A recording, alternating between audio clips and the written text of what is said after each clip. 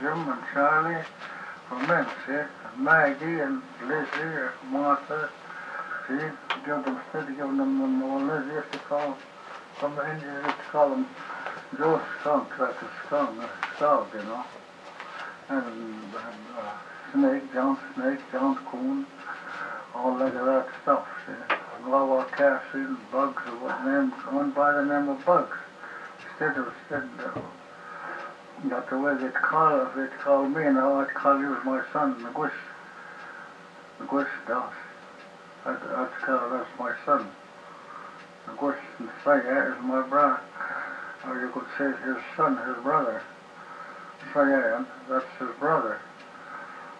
And yes, very few people today don't know that. That was Indians that held the Canadian line. Mm-hmm. And they really tell the truth of it. They promised them great things and they'd never want for anything. Give them guns and ammunition, blankets and everything. They'd never want for anything. But as soon as the war was over, they beat them out of it. They wouldn't even give them a drink of firewater.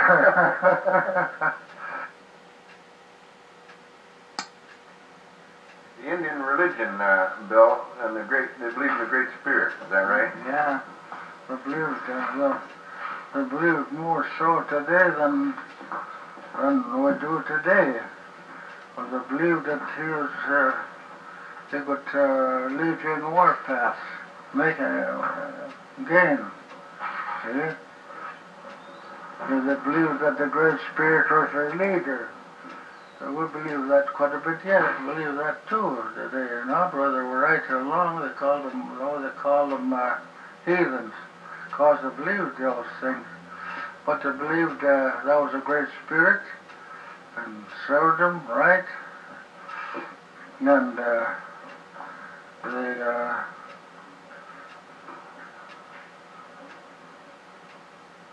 on their hunting trips, they'd make a bit of tobacco and put it on some strange looking place, side of a mountain, a rock, chunk of tobacco. There's tobacco, what they're smoking on the hunting trips and on the warpath, see? And they got to be with them, winds, this and that, so on.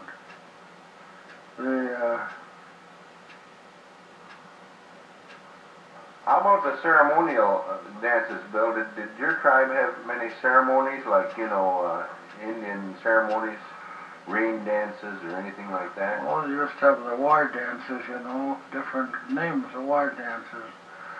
Yes, the buffalo dance and spirit dance and are these performed anymore at all?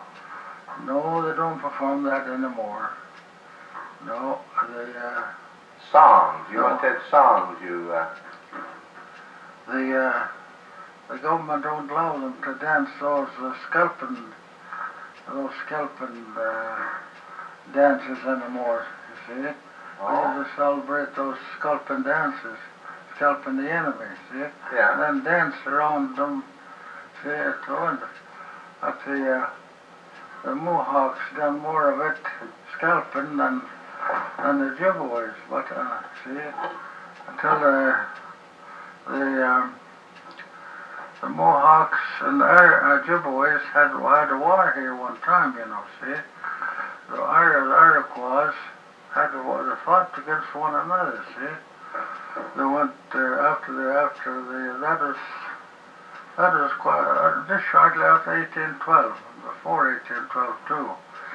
The blame the Hurons blames the French from agitating the Iroquois to fight other tribes, kill them.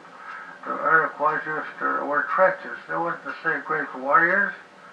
They were treacherous. They go and spy around to where there was small campments of Indians, maybe two or three camps or 4, 5, like that, 5 or 6. In the day, see how many there was. And after that night, right at midnight, then the Iroquois would go and raid them, massacre them, see. We got up as far as Rice Lake. where I said the Rice Lake, and they had a big battle there, what they call Bonnie Castle. That's at Rice Lake, where Hiawatha is now. That was an Iroquois settlement, see? Hiawatha is a Mohawk name, see? What they call it, that is the mouth of the Tonopy River, see? And I have seen it there myself.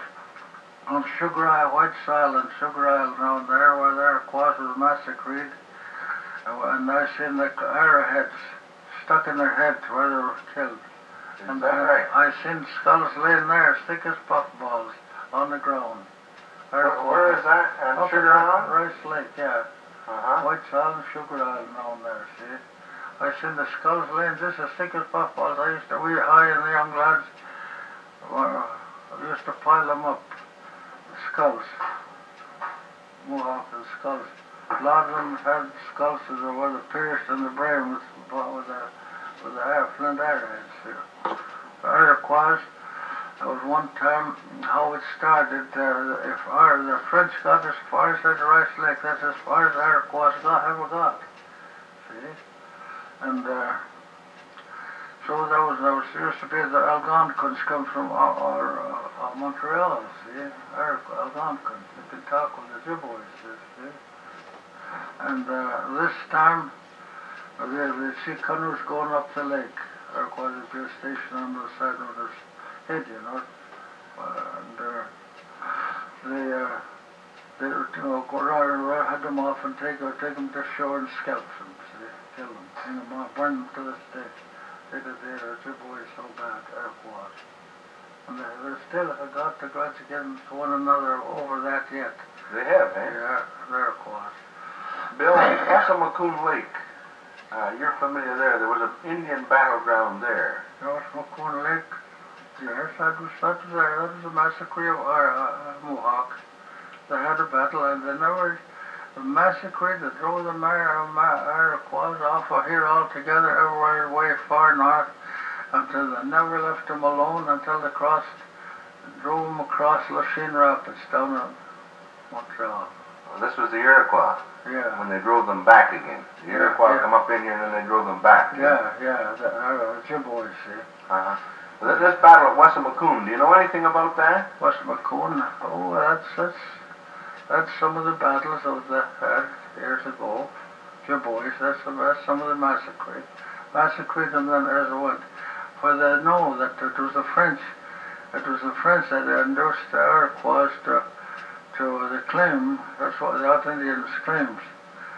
The Hurons, the Ojibways, that they claimed where they found some of their old flintlock guns.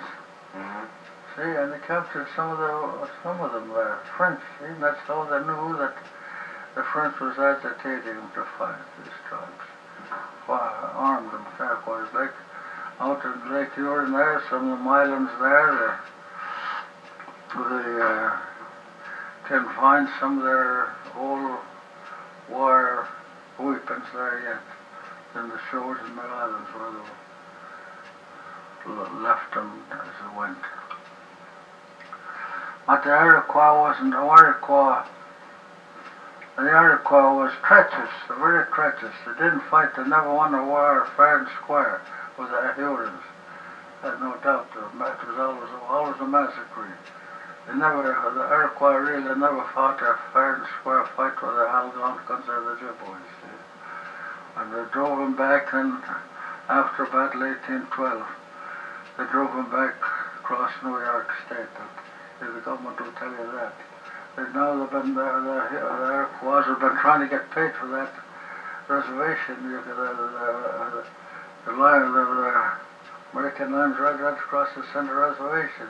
You can go in one door and out on the other side, over in Cornwall Island, see?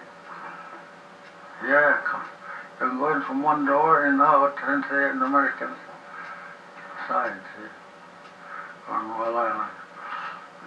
The Iroquois done good fighting. They're good men, all right now, good warriors, you know, when they fought. They done well in Lower Canada fight against Americans, you know. Yeah, they're Algonquins. The battle of Custer, the massacre of Custer, see, my grandfather told me, grandmother, how it was up in the west, where Sitting Bull was born. Conemaugh was near Fort Geary, the reservation in the west. And there was in trouble up there, causing with the Blackfoot, see, up there, causing trouble. The government couldn't do quite them, see, so warriors. The ship paid them off, and they shipped them off, and they went out to Oklahoma, see. And and they read about it where the Custer massacred the whole reservation of Indians there in the middle of the winter at Little Big Horn.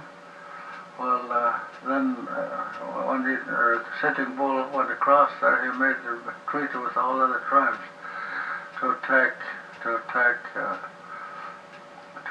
Custer. 3,000 strong massacred. There was 3,000 strong massacred. Beat with this thing of it. There must have been pretty brave men to beat their well-armed soldiers with a bow and arrow and tomahawks, stuff like that. Must have been a great fight, Yes. They said there wasn't a man to tell it, there wasn't a man left to tell the tale. Where after Custer massacre, that was the most disgraceful massacre in all annals of American history. That massacre of Wounded Knee, see, at Little Big Horn, see. The old chief was sick in bed with pneumonia at the time when Custer attacked him. In the middle of the winter, there wasn't even a warpath, and the snow was deep. And it was the next year, Sitting Bull and Conemaugh and his leaders, went and attacked at Custer, caught him into a trap. It's like the real ones. Massacre was a man left to tell the tale. John Deere, Indian John Deere, you can name them afterwards. I was talking to many of them ones that quite a while ago, that was just shortly after that. I remember the time of that massacre. I was alive. You were? Oh yeah, the Custer massacre. Yeah. I remember the Northwest Rebellion, it was yesterday. Northwest Rebellion, yeah. Did any of your people take part in that? Yeah, Ojibways did, yeah. They did, eh? Yeah, it was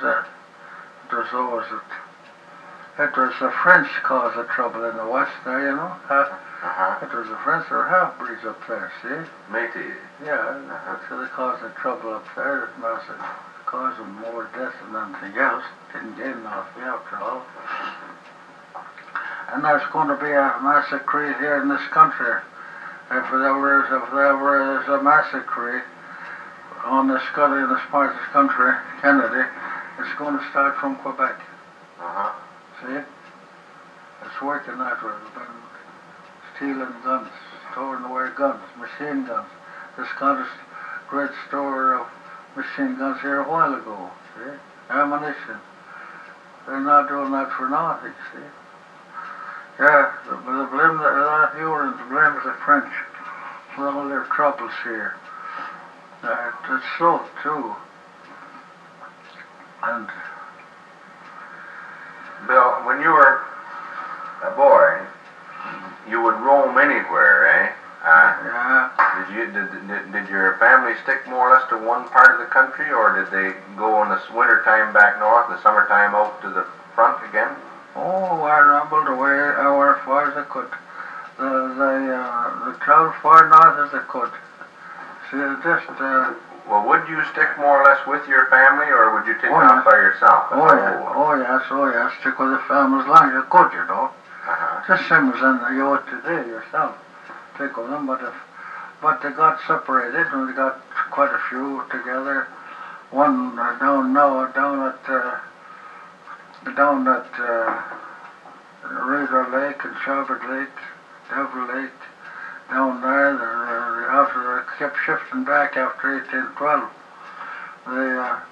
some went down the river, down the Ottawa River, north, went to Quebec, went way on north. Some went up Lake Ontario and went up in the west, shifted all scattered about all over. So there's regular. You were many times were you married, Bill? How many wives did you have? I mean, altogether, once or? Just the one. Uh-huh. How old did she? When did she die, Bill? Oh, I don't know really how old she died. But you had a family of 4, was it? 12. 11. 11 of a family. No, I mean of your family, boys and girls. There was Bill, wasn't there, and Isabel, and Yeah, Josephine. Josephine. How many altogether?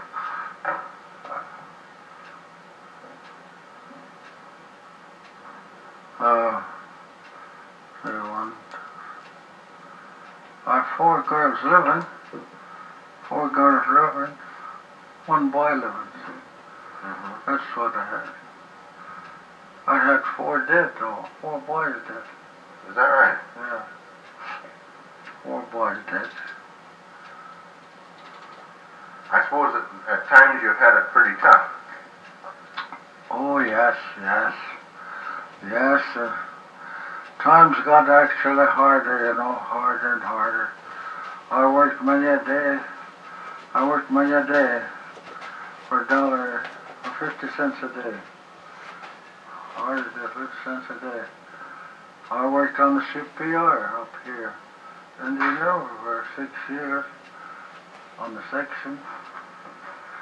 And I worked on the X-ray on down here. Each time when I had another place to work. Well, when my aunt was alive, mother, sister, years and years ago, she'd been dead years and years ago. And we worked all along the CPR here and there. And then I worked in lumber camps, worked in the mines when I could, you know, worked down here in the Walbridge's mine too. That's at the hematite? Not down here, yeah. Not down here at the lake. At the lake? Yeah. Oh, first fire was it? Yeah, yeah. For Steve Wellington. For Steve Wellington? Yeah. Is that right? I worked in Sudbury mines, Erleberry gold mines, cobalt. Did you work underground, Bill? Eh? Did you work underground? Yeah, yeah. Oh yeah, Sudbury there, sir, I don't know. I guess miles of underground tunnels there. Yeah. I used to like to work. Well, I worked, I wouldn't, if I have to say it myself, I wasn't lazy. I believe it's really in life today. For I had lots of exercise, and for my brothers never worked as hard as I did. I worked with childhood. I never drawed no treaty money. You didn't? No. See, I didn't belong to no reservation, see. My mother at the time, my aunt didn't draw no reservation, treaty money within you, see. And my grandfather didn't draw no treaty money. My aunt didn't draw no treaty money at the time I was a child, see. So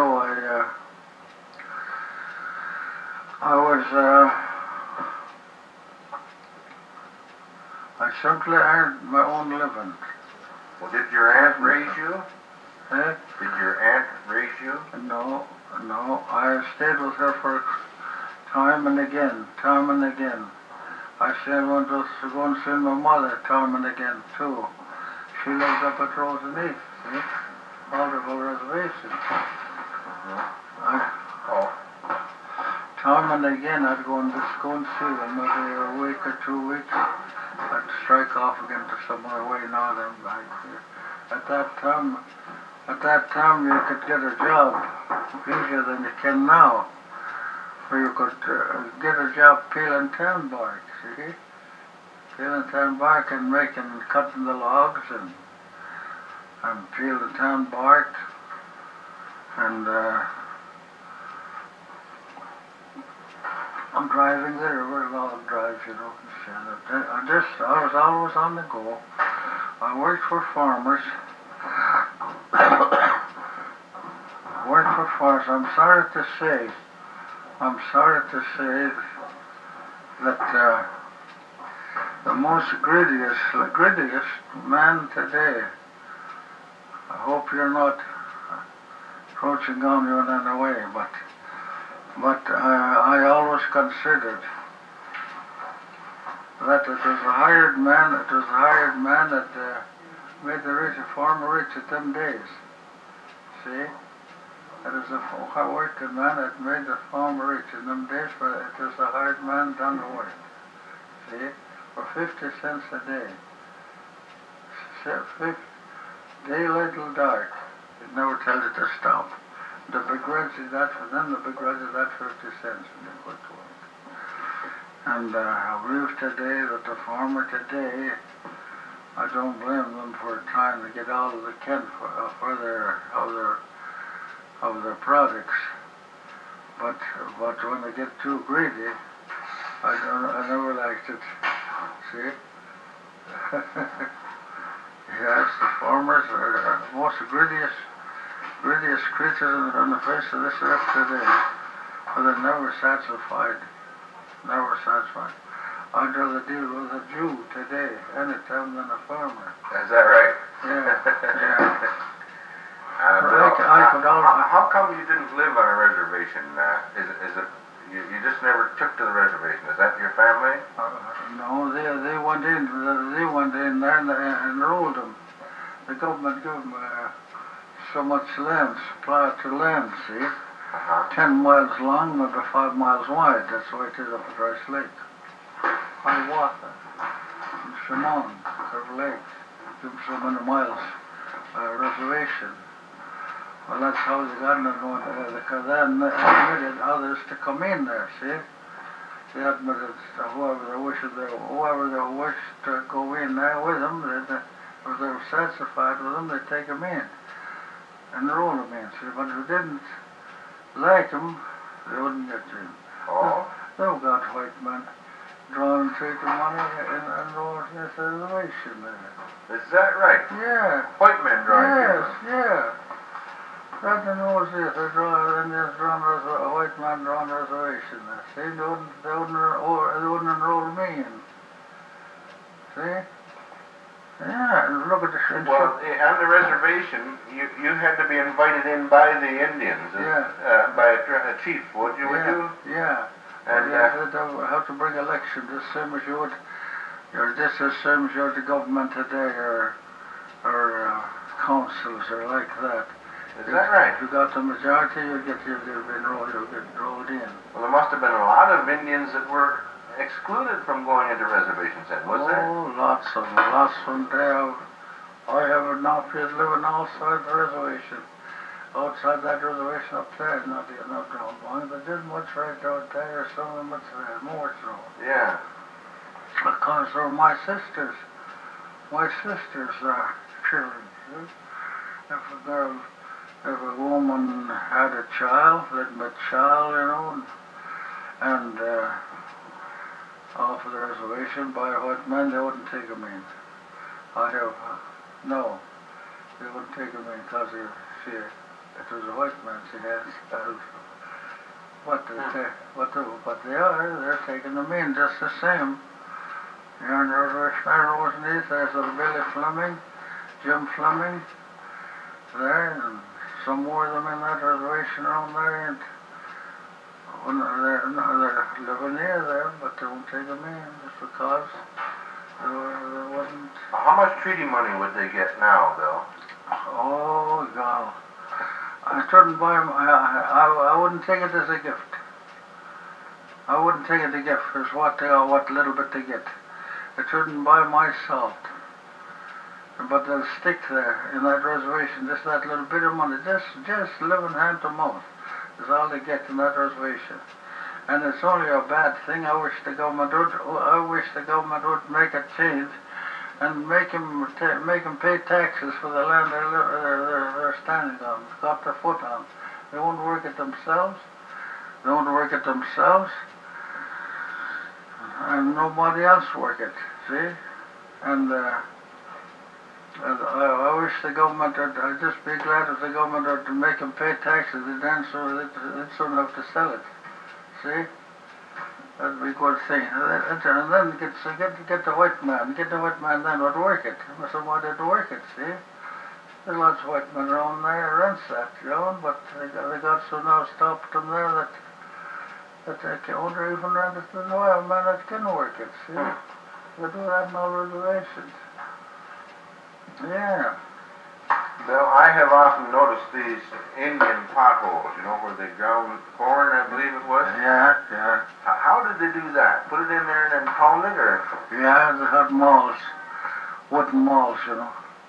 Well, I've seen them that deep. Yeah, I know West McCoon or somewhere, like 4 feet deep. Yeah, they cracked it. At that time, you know, here, that's where they mashed their fruit.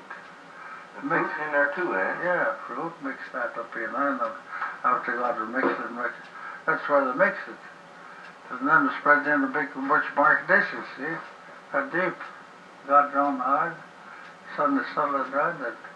Dried out, it keep for years. Yeah.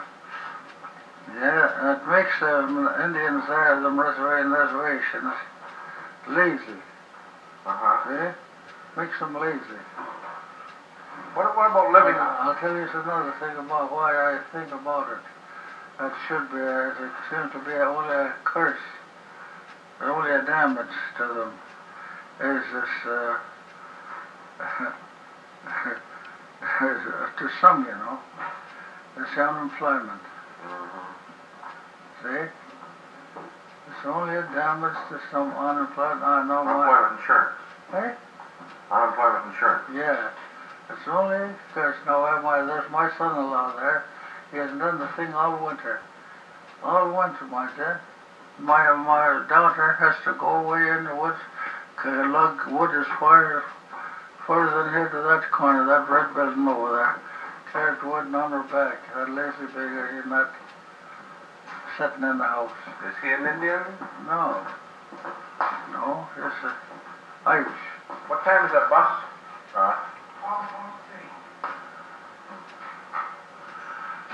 He's Irish. What time is it? Oh, it's 11:30, Bill. 12:23 your bus comes. Yeah, he's Irish, but you can't blame the people here, you know, about the Indians not using them square for the, you know, they didn't even recognize the poor Indian here. The Indian is original as the owner of this country.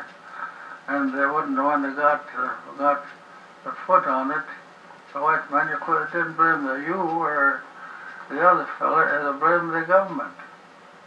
See?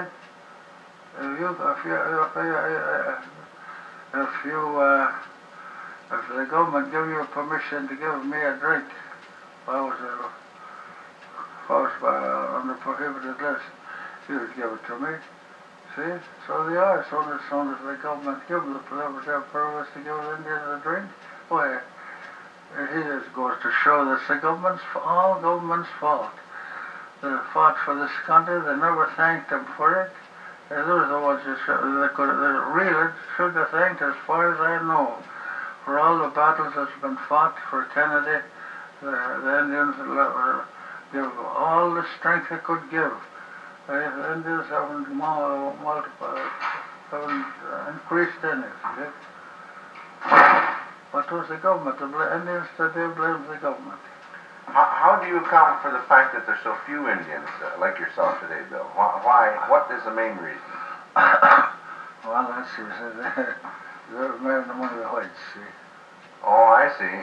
But have they intermarried that much? I mean, there still must be, like, for instance, here.